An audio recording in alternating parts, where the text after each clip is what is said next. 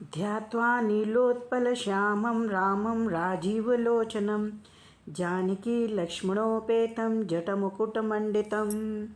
जय सिया राम।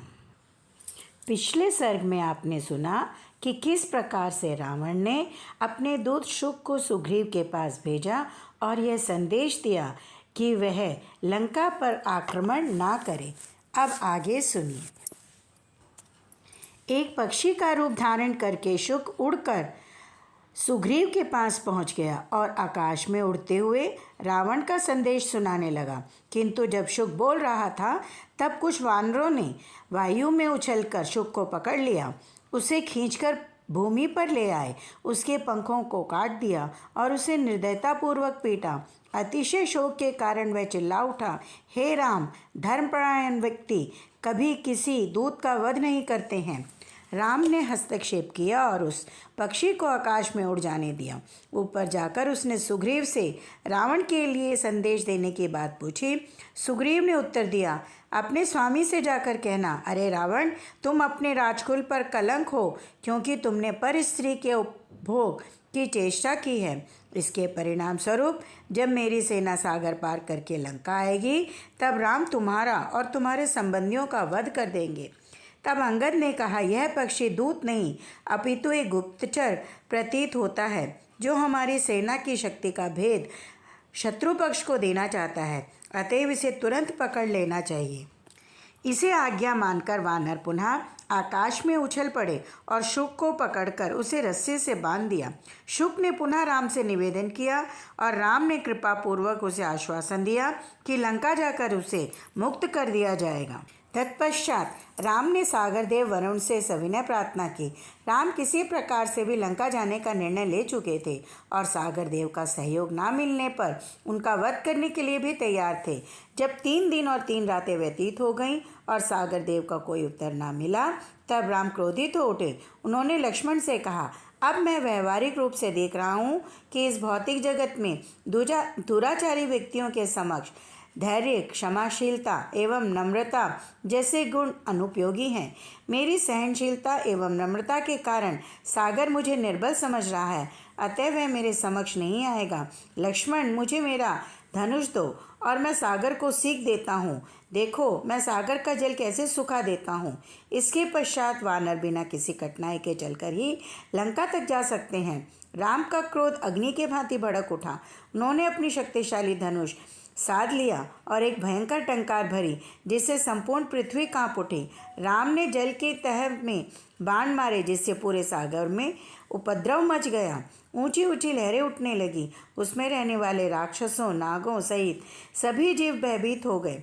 जैसे ही राम अपने सबसे शक्तिशाली ब्रह्मास्त्र का आह्वान किया, लक्ष्मण राम से निवेदन करने लगे, मेरे प्रिय भ्राता, अपने क्रोध का शमन करें, अब और अधिक प्राण न छोड़ें। सागर को सुखाने हेतु और भी कई शांतिपूर्ण उपाय होंगे, जिससे वानर उसे पार करके लंका जा सकेंगे। राम के क्रोध के इस साधारण प्रदर्शन को देखकर आकाश में स्थित श्रेष्ठ ब्रह्मऋषि भी भयभीत हो गए। लक्ष्मण की विनती को अनसुना करते हुए राम ने ब्रह्मास्त्र बाण उठाकर सागर को धमकी दी, अब मैं तुम्हारा सारा जल सुखाकर मरुभूमि बना दूंगा। सागर देव, चूंकि तुम अहंकारवश मेरी सेवा हेतु नहीं आ रहे हो, अतः अब मैं अपने पराक्रम का उपयोग करूंगा ताकि वानर पैदल ही लंका जा सके। जैसे ही राम ने अपना धनुष खींचा, स्वर्ग और धरती कांपने लगे और आकाश अंधकारमय हो गया। वायु उग्र रूप धारण करके विशाल वृक्षों को उखाड़ने लगी तथा पर्वत की चोटियों को तोड़ने लगी। आकाश में बिजली चमकने लगी, उल्कापात होने लगा और चारों दिशाओं में गर्जना होने लगी। सागर अपनी सीमा पार कर 80 मील ऊपर बहने लगा और सभी प्राणी भय के मारे कांपने लगे। अब भी राम अपने निर्णय पर अटल रहे।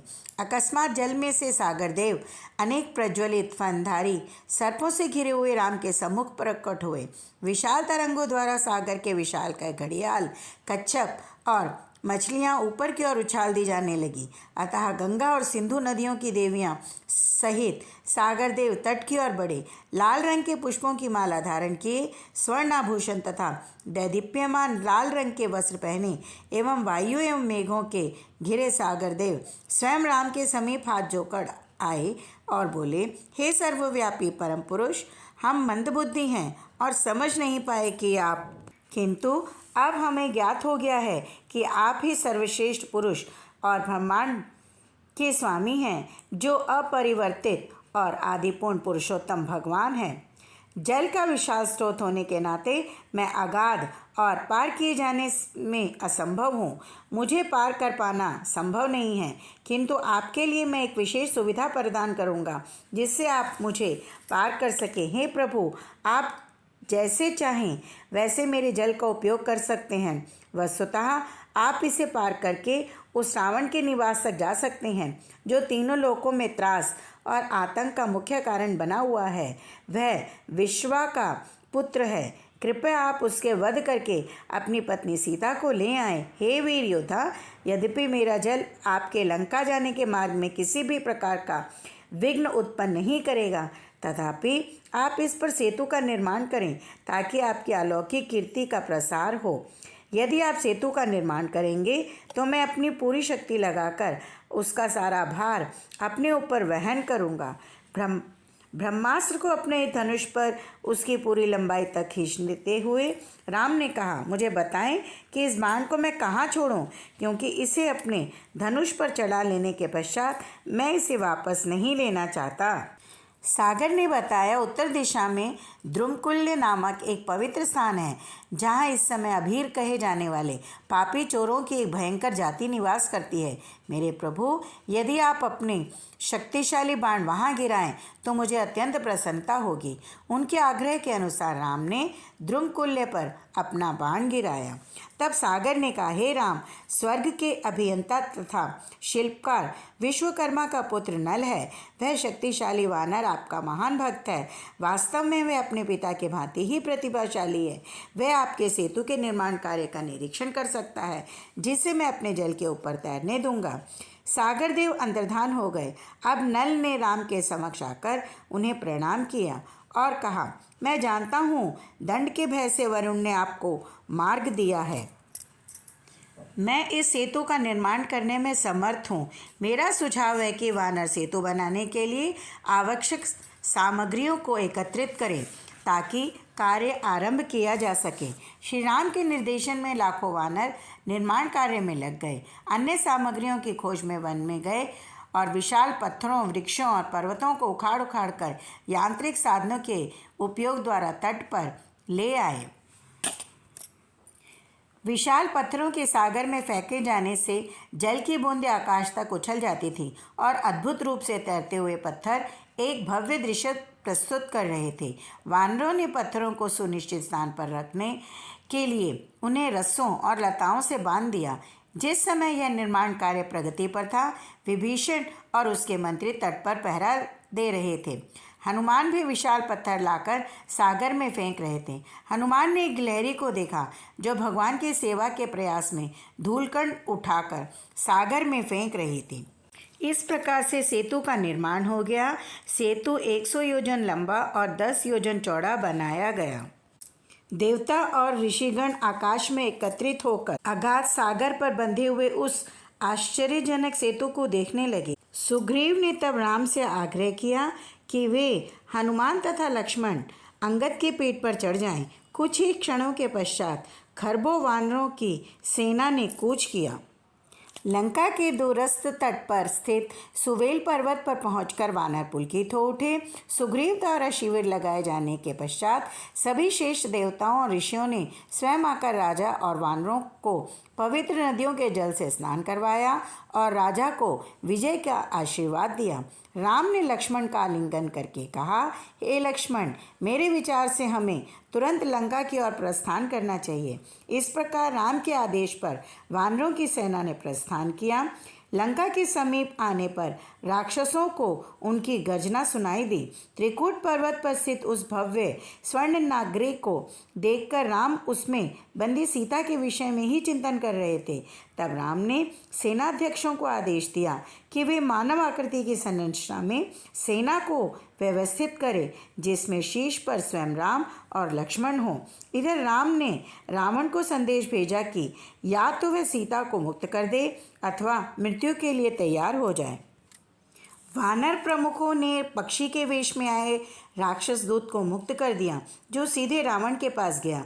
राक्षसों के राजा ने जब शुक के कटे हुए पंख देखे तब उसने हंसते हुए पूछा, ऐसा किसने किया है? शुक ने उत्तर दिया, मैंने आपका संदेश सुग्रीव को दे दिया, किंतु वानरों ने मुझे पकड़कर निर्दयतापूर्वक पीटा। फिर उन्होंने मेरे पंख काट दिए। उन धर्मपरायण राम की कृपा से ही मैं छूट कर आया हूँ। हे राजन, सीता को मुक्त करवाने के लिए वानर सेना पहले ही यहाँ पहुँच चुकी है। आप सीता राम को सौंप दें या इसके पूर्व की वानर दीवार लांघ कर आएँ, आप उनके झुंडों पर तुरंत आक्रमण कर दें। रावण अपने 2 गुप्तचरों के साथ लेकर महल की छत पर गया, जिससे वह शत्रु का भली भांति अवलोकन कर सके। सारण जो गुप्तचर है, उसने अपने स्वामी को हनुमान, सुग्रीव, अंगद, नल, मयंद, दिविद, श्वेत, पनस, विंता, गव्य और रीछों के सेनाध्यक्ष धूम्र तथा उसके अनुज जाम्बवान सहित सभी वीर योद्धाओं को दिखाया। सारण ने उनकी शारीरिक विशेषताओं एवं उनके अतुलनीय पराक्रम का भी वर्णन किया। वानरों की सेना इतनी विशाल थी कि उसके विस्तार को बताने के लिए सारण को पहले गणना की वैदिक रीति की व्याख्या करनी पड़ी। उसने बताया कि 100,000 को 1 लाख कहते हैं, 100 लाख को 1 करोड़ के बराबर होता है, 1 लाख करोड़ को 1 शंकु कहते हैं तथा 1 लाख शंकु को महाशंकु कहा जाता है। 1 लाख महाशंकु को वृंद कहते हैं तथा 1 लाख वृंद 1 पद्म के बराबर होता है। 1 लाख पद्म 1 महापद्म के बराबर होता है। 1 लाख महापद्म 1 खरब के बराबर होता है तथा 1 लाख खरब 1 महाखरब कहलाता है और 1 लाख महाखरब 1 सागर कहलाता है और 1 लाख सागर और 1 ओघ कहा जाता है। 1 लाख ओघ महोघ कहलाता है। जब सारण ने बताया कि राम की सेना में कम से कम 100 करोड़ महोघ सैनिक सम्मिलित हैं, राम, लक्ष्मण तथा अन्य वीरों को देखकर रावण क्रोधित हो गया। उसने शुक और सारण की भर्त्सना की। रावण ने महोदर को आज्ञा दी, वह और गुप्तचर लेकर आए। रावण ने गुप्तचरों को शत्रु की योजना का पता लगाने की आज्ञा दी। यद्यपि वे गुप्तचर वानर का वेश धारण किए हुए थे, किंतु विभीषण ने उन्हें सरलता से पहचान लिया और उनको पकड़ लिया। तब वानरों ने उन्हें घेर कर बहुत पीटा। राम ने उन गुप्तचरों को छोड़ देने की आज्ञा दी। शार्दुल और उसके साथी लगभग अचेत अवस्था में लंका लौटे और रावण को बताया, शत्रु की वानर सेना ने अब सुवेल पर्वत के निकट शिविर स्थापित किया है। विभीषण ने हमें पकड़ लिया और वानर हमें पीटने लगे। यह तो राम की कृपा थी कि हमें छोड़ दिया गया और हम जीवित लौटकर यहाँ आ सके, इसके पूर्व कि वे हमारी सुरक्षा दीवारों को लांघकर लंका में प्रवेश करें। आप सीता को राम को लौटा दें अथवा युद्ध के लिए तैयार हो जाएं। यह सर्ग श्री वाल्मीकि निर्मित आर्ष रामायण आदि काव्य के युद्धकांड से लिया गया है। जय सिया राम।